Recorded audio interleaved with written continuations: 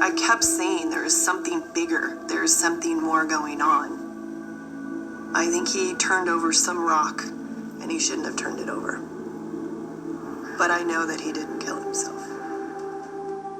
We will now journey deep into a portrait of terror for one Mr. Rey Rivera, formerly of Baltimore, Maryland. He took a step a little too far, a step leading you and he to that perpetual place in time where mystery and shadow bend light into darkness and usher in whispers of things that go bump in the night. Don't shoot the messenger and join me for another episode of the Fear Chronicles.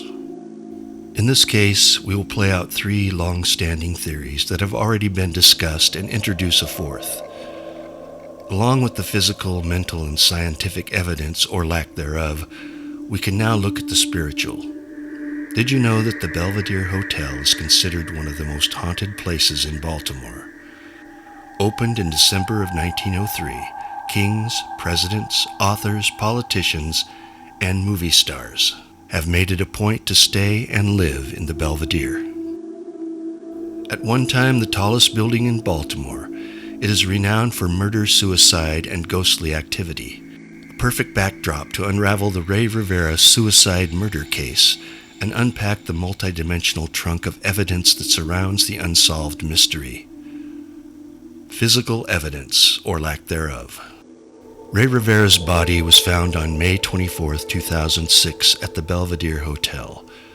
Rivera went missing from his home on May 16th, shortly after receiving a phone call from the Agora Publishing switchboard, for which he was employed as a subcontracted videographer.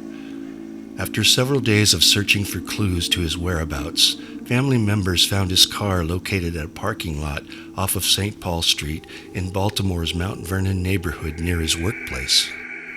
Rivera's co-workers, George, Steve, and Mark, went to the top of the parking structure near where the car was discovered in search of clues to find their missing colleague, and noticed a hole in the roof of the south wing of the Belvedere Hotel. Reason number 1 for changing undetermined classification for cause of death. The fact that his co-workers found the hole raises some inner circle connections that were discarded and not followed up by law enforcement. One of these workers had info to share about the gay connection and Rey's disappearance, but it was not taken seriously.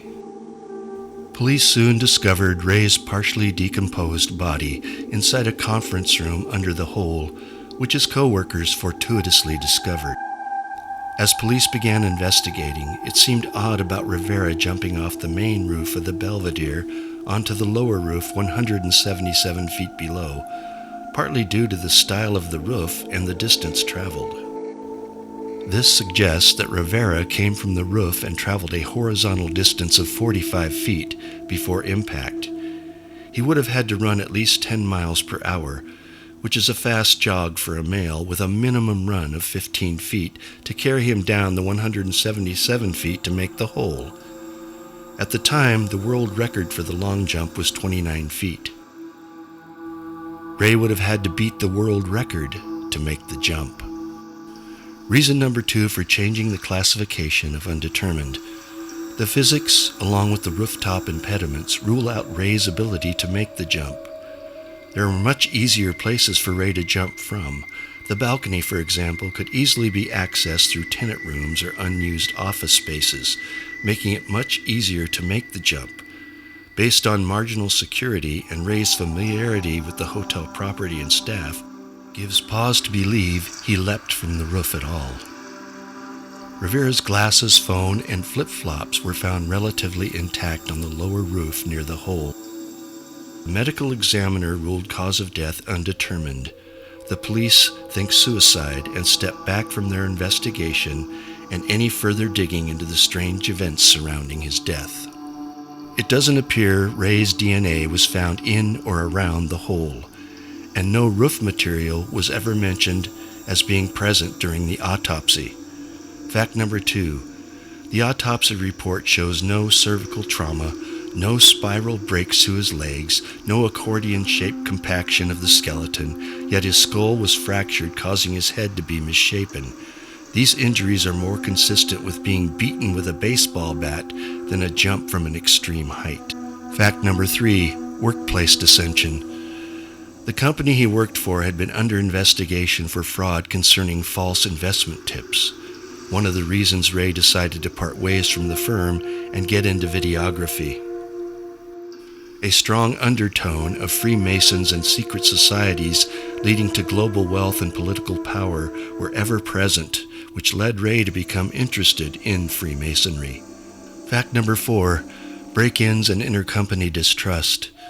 There were attempted break-ins at Rey's home days before his disappearance, leading Rey to show signs of paranoia, along with a strange note found behind the computer dealing with Freemasons, among other things. After Rey was found dead, his best friend and employer, Porter Stansberry, issued a gag order on his employees so that no one could talk to police without an attorney. Yet someone from Agora Stansberry and Associates called Rey's house. Whatever was said caused him to leave immediately, and he was never seen alive again. The police never found out who made the call. Fact number 5, the roof and hotel cameras at the Belvedere were turned off the night Rey disappeared, but they were functional the day before, the 15th, and the day after, the 17th. Rey was not observed on any of the hotel cameras either entering or leaving. So was he ever at the hotel? Some speculate he was killed off-site and placed in the room post-mortem. The hole had been there for quite some time, made by falling debris from the architecture, but this and other murder accident scenarios will be unraveled in Part 2. Fact number 5. The primary investigator, Mike Byer, was taken off the case. He was the only detective doing heavy background checks and suspected foul play. He was marginalized by his superiors, who claim he was getting too close to Rey's wife to be objective. The chief, the prosecutor, and the attorney general are all believed to have Freemason ties, with possible connections to other powerful Freemasons in Baltimore. The day of his death, Rey met with a Freemason to discuss membership possibilities. Number 7, FBI rules out note behind computer as suicide note. They said, and I quote, "People don't hide suicide notes. They leave them in a place where people will find them." Fact number 8. Medical examiner concludes Rey's injuries are not limited to someone who jumps from a great height. They're also consistent with someone who was beaten or run over by a car. Fact number 9. People who worked at the Belvedere knew Rey Rivera. They would have said something when questioned by the police, but nobody saw him. No video recordings of Rey coming or going from the hotel exist. Rey had been at the rooftop bar and went out on the roof to watch the sunset many times, but for some strange reason on May 16th, the hotel cameras were not working. Or perhaps they revealed that Rey was not even on the roof on May 16th. Fact number 10. Rey had a money clip. It was his prized possession, and yet it was missing from the items placed by the hole, which include his cell, flip-flops, and glasses. Years earlier, a man had jumped out of the Belvedere from the 8th floor. He landed on the street and broke almost every bone in his body. Rey supposedly jumped from the 13th floor, and he had much less damage. Now you're starting to get the picture. Detective Byer believes someone staged the crime scene and that the hole was too small for Rey's body to fit through. He was eventually pushed out of the case for approaching it like a crime scene for murder and not suicide. The police kept getting anonymous calls after Rey's death to retrieve his laptop from police evidence. I wonder why. Was there something in the laptop that was incriminating to someone in power? I think he turned over some rock, and he shouldn't have turned it over. But I know that he didn't kill himself. Tune in for Part 2, where we will discuss both new and old theories that can only point to homicide as we unravel the strange case of Rey Rivera.